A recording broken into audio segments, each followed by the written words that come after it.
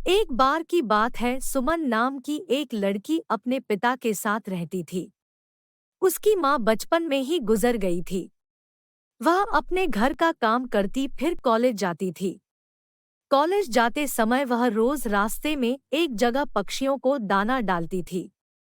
उसके घर में भी दो पक्षी थे, उनको भी वह रोज दाना डालती थी। एक दिन उसको पक्षियों को दाना डालते जमींदार के बेटे ने देख लिया। उसने अपने पिता से जाकर सुमन से शादी करने की इच्छा जताई। जमींदार ने सुमन के पिता से बात करके अपने बेटे की शादी सुमन से करा दी।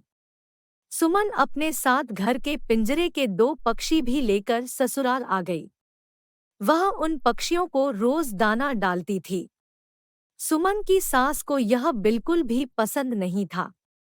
वह उन पक्षियों को परेशान करती थी। वह उनका दाना पानी जमीन में फेंक देती थी। एक दिन सुमन की सास ने पक्षियों का पिंजरा ही जमीन पर फेंक दिया। उसे यह करते हुए सुमन ने देख लिया।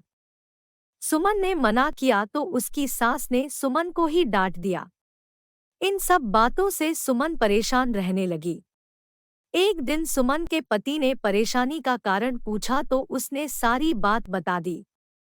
उसके पति ने सुमन को पक्षियों की भलाई के लिए उनको पार्क में छोड़ने की सलाह दी। अपने पति के कहने पर सुमन ने उन दोनों पक्षियों को बाकी के पक्षियों के साथ पार्क में ही छोड़ दिया। वह उनको कभी कभी दाना देने पार्क में जाती थी। अब सभी पार्क के पक्षी सुमन के अच्छे मित्र बन गए थे।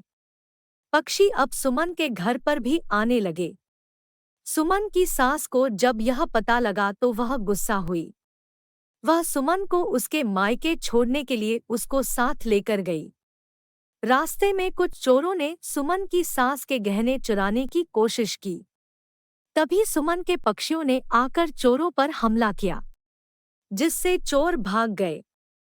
फिर सुमन और उसकी सास घर ही लौट आए।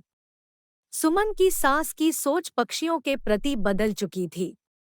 अब उसने सुमन से कहा कि अब हम दोनों चिड़िया को दाना देने चला करेंगे और पहले के दो पक्षियों को घर वापस लेकर आएंगे।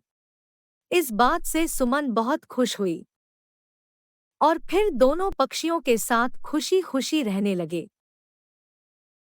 सीख: इस कहानी से हमें यह सीख मिलती है कि हमें जानवरों से अच्छा व्यवहार करना चाहिए।